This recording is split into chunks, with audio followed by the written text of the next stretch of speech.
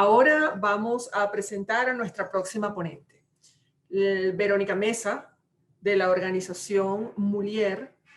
Gracias. Verónica es politóloga, magíster en estudios culturales, investigadora en temas de género, especializada en violencia sexual, es coordinadora de investigación de Mulier para Libres y Seguras, asistente académica en la Pontificia Universidad Javeriana. Creo en el cambio social, para las formas en las que lo narramos y que las palabras hacen cosas. Verónica hoy nos hablará de las mujeres, las adolescentes y las niñas venezolanas entre violencia de género, pandemia y movilidad humana. Bienvenida, Verónica, adelante. Hola, buenas, ¿me escuchan? Sí, Listo. Muy bien.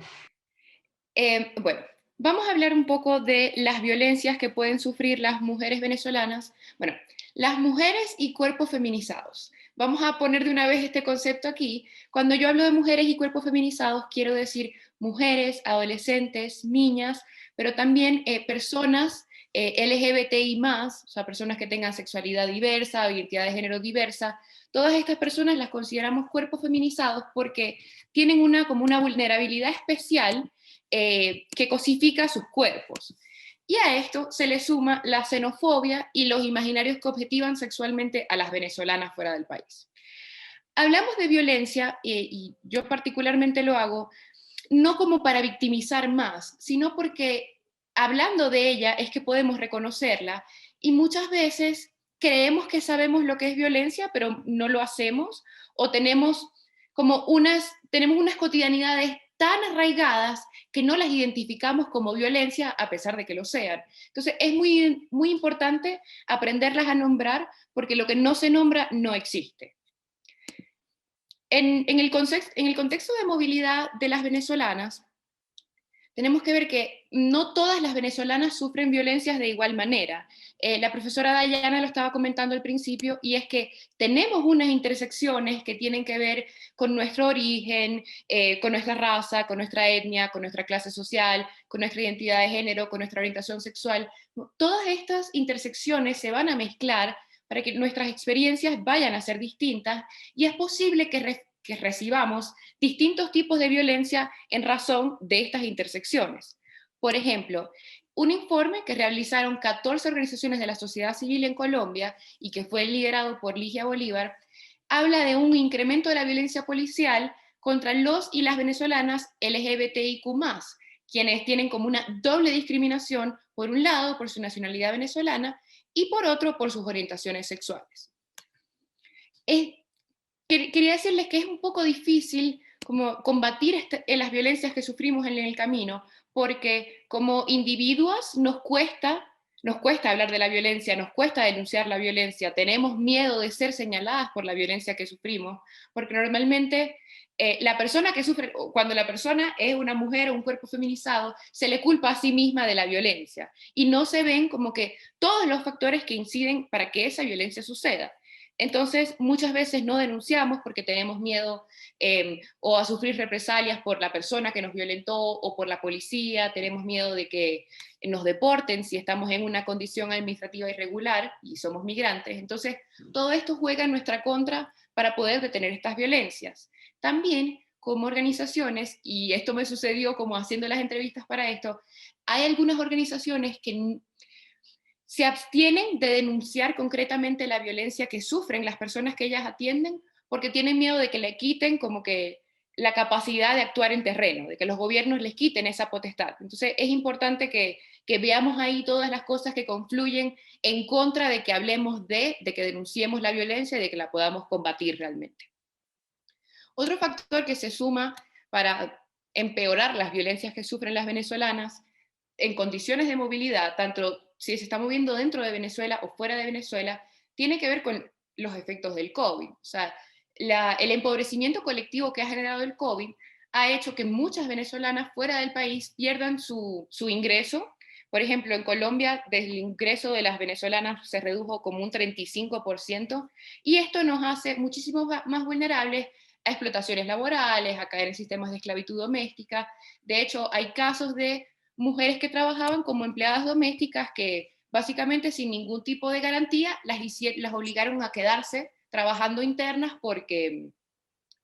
para prevenir el virus, pero sin ningún tipo de vacaciones o de día de descanso, ningún tipo de estas seguridades laborales con las que deberíamos contar. Además, la pandemia no solamente ha significado reducción de salarios para las mujeres trabajadoras, sino que significa la ausencia de las clases, la ausencia escolar de las niñas y de las adolescentes. Esto es bien grave porque hace que se incrementen o que se exacerben algunas condiciones de vulnerabilidad que ya tenían las niñas y adolescentes. O sea, niñas fuera de las escuelas es más probable que se conviertan en cuidadoras o que tengan que salir a buscar el sustento de sus familias. Y esto las expone a un montón de espectros de vulneración.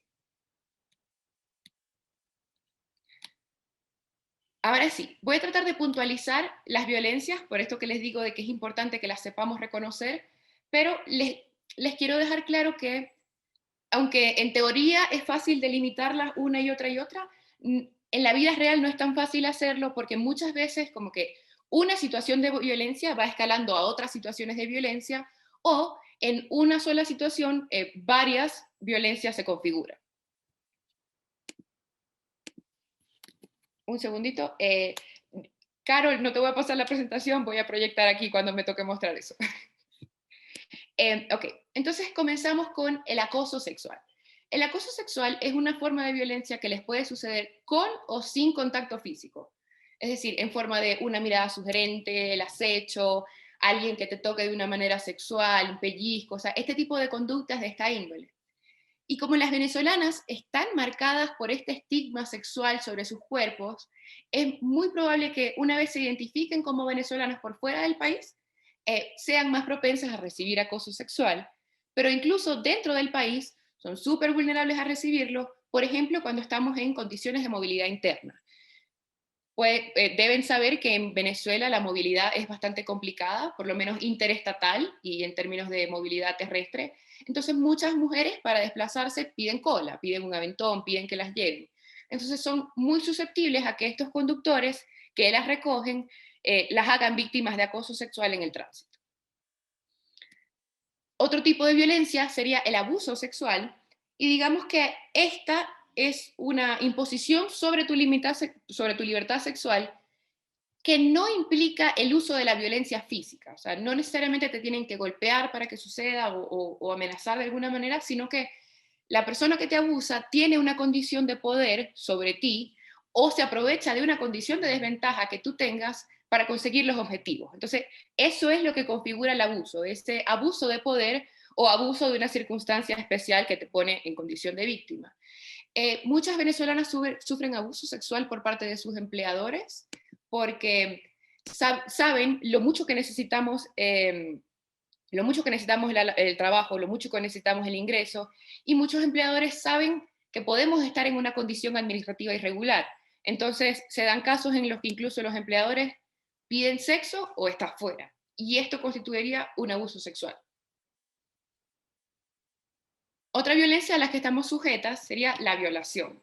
Creo que lo que caracteriza la violación frente a otros tipos de abuso sexual tiene que ver con una penetración no consentida. No quisiste que sucediera esa penetración, tal vez luchaste contra ella y no pudiste, tal vez el contexto no te dejó luchar, pero tuviste una penetración no consentida, quiere decir que fuiste víctima de una violación. Las venezolanas normalmente las venezolanas en condiciones de movilidad podemos sufrir esto por hombres armados, y hombres armados que están tanto de los grupos de seguridad del Estado como de grupos al margen de la ley. Por ejemplo, desde Fundas Redes investigan y publican que hay ciertas venezolanas que han denunciado sufrir violaciones en las alcabalas, pero también, digamos que un punto muy caliente para que este tipo de cosas sucedan son los pasos irregulares o las trochas, ya que, digamos, la autoridad llega, o si llega poco, y si llega no está realmente de tu lado, y quienes controlan estos pasos irregulares son grupos al margen de la ley a los que básicamente tú estás a su merced cuando estás en estos pasos. Entonces eso favorece que dispongan de tu cuerpo como deseen. O sea, la trocha, por ejemplo, la trocha del lado colombiano, está la disidencia de la FARC, están grupos paramilitares, está la misma Guardia Nacional venezolana, Y todas estas fuerzas se configuran para un poco vulnerar esos cuerpos de las mujeres. Una venezolana abogada que trabaja en un punto de atención del lado de Cúcuta, se llama Vanessa Apitz, ella informa que ella recibía 1 o 2 reportes de violaciones semanales por parte de las venezolanas que atendía, y ahora recibe hasta 28, que es un número alarmante, y podemos pensar que es un subregistro porque muchas de las mujeres que sufren este tipo de vejámenes no los comentan por lo doloroso que es. Hay una práctica en la que han caído víctimas las venezolanas en este contexto también, es el sexo transaccional o el sexo por supervivencia, que es básicamente intercambiar sexo por bienes y servicios para poder sobrevivir. Muchas venezolanas adultas lo hacen porque no tienen ningún otro remedio, pero cuando lo hacen venezolanas niñas y adolescentes, tenemos que tener en cuenta que hay un componente familiar ahí, hay cierto grado de conocimiento o de aceptación, o mejor dicho, completamente lo hacen las familias las ofrecen para obtener algún bien. Usando el mismo ejemplo que les había dado de la movilidad interna de las venezolanas, muchas veces estos conductores que las llevan no se detienen en acosarlas, sino que de frente les exigen sexo como pago a este traslado.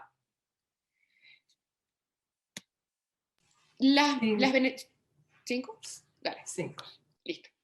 Las venezolanas al interior de sus familias, o sea, pueden sufrir violencia doméstica o violencia intrafamiliar, y este es un crimen que te puede perseguir bien si sigues en Venezuela, si te vas de Venezuela, porque si te vas, incluso cuando te vas, las condiciones de movilidad te hacen más vulnerables, porque muchos agresores, digamos que la frustración del tránsito les hace desquitarse con sus familias, y también la falta de redes de apoyo los lleva a vulnerar.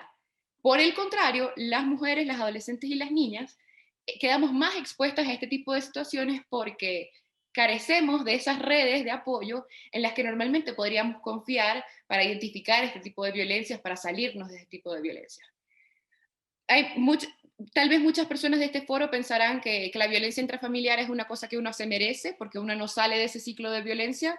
No es así. Es muy difícil identificar estos ciclos y salirse de ellos, sobre todo cuando estás fuera y no tienes nadie en qué contar, pero bueno, podemos extendernos más sobre esto ya en las preguntas si queremos conversar. Les voy a hablar de la trata. La trata, desde Mulier nosotras hablamos de trata porque nos parece que es muy importante hablarlo porque no hay cifras oficiales. Bueno, de muchas de estas cosas que estamos conversando no hay cifras oficiales, sino que son cifras que las organizaciones de la sociedad civil sacan con las uñas, porque si no conocemos la dimensión de los problemas, es imposible que los abordemos como tiene que ser. Entonces, por eso nos encargamos de levantar estas cifras que son horribles y son dolorosas, pero hay que hacerlo.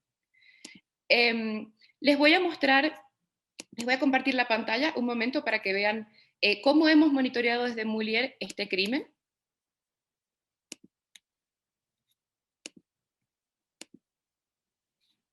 Ya allí están viendo, ¿cierto? Sí. Bueno, en el 2020 hicimos un rastreo de la trata, lo estamos haciendo desde el 2019, y conseguimos reseñadas en medios. Esto es importante porque las reseñas de medios son básicamente nuestro único acceso a saber cuáles venezolanas son rescatadas, porque esta es como que la cifra con la que podemos trabajar.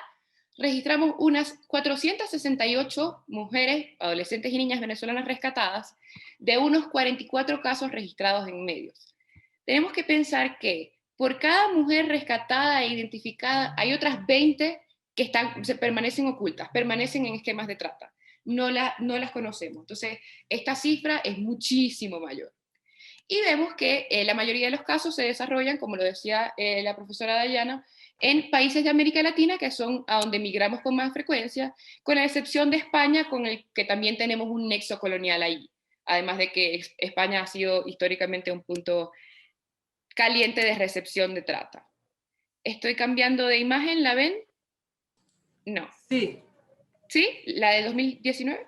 No, estamos en 2020. Okay. Vale, déjame un segundito. 2, Vero.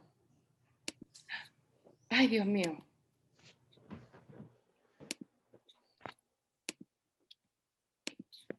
Bueno, aquí les mostramos que la trata de niñas y adolescentes ha aumentado por ejemplo, en 2019 pudimos identificar 66 niñas y adolescentes rescatadas y en el 2020 identificamos 96.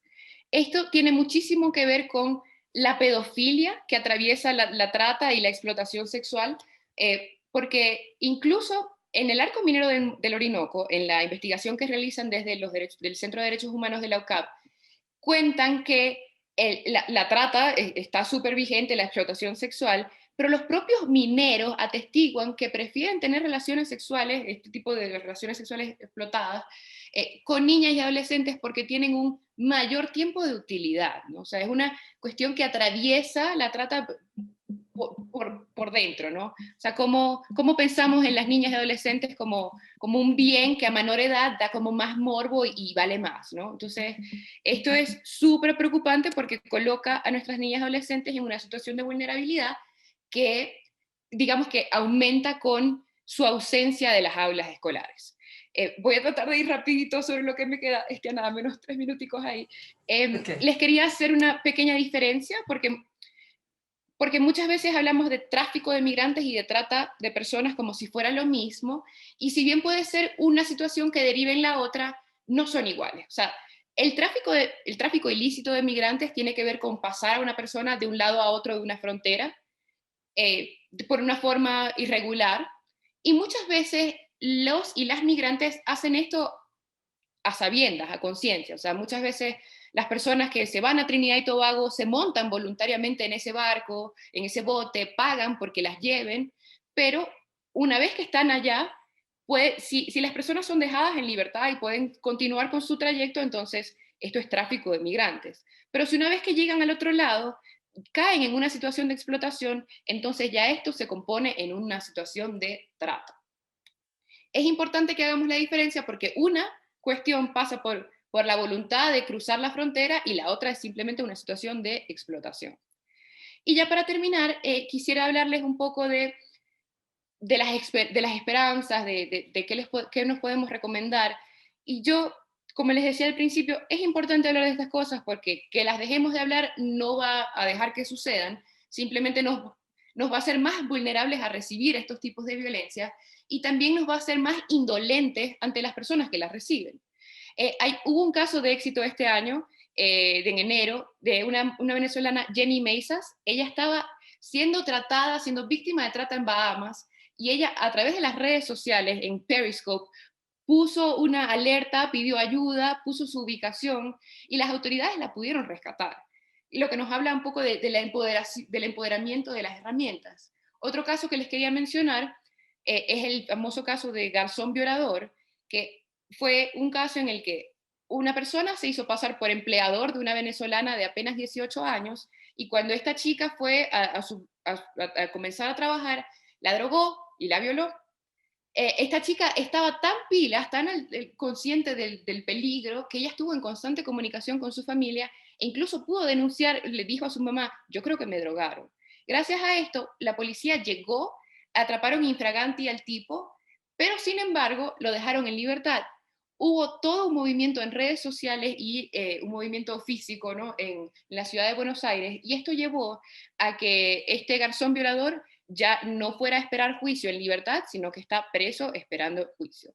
Y esto se los digo, ya sí, ya voy a cerrar, Estiana, y esto solo se los digo para que pensemos que o sea, sí tenemos poder, sí tenemos capacidad de enfrentarnos a estos tipos de violencia, sí nos podemos empoderar, definitivamente cuando estamos juntas somos más fuertes, pero no es algo que debe quedar solamente a manos de nosotras como individuas o de las organizaciones de la sociedad civil, sino que tiene que haber un compromiso real de los estados por combatir estas violencias, luchar para que dejen de suceder y prevenirlas. Gracias.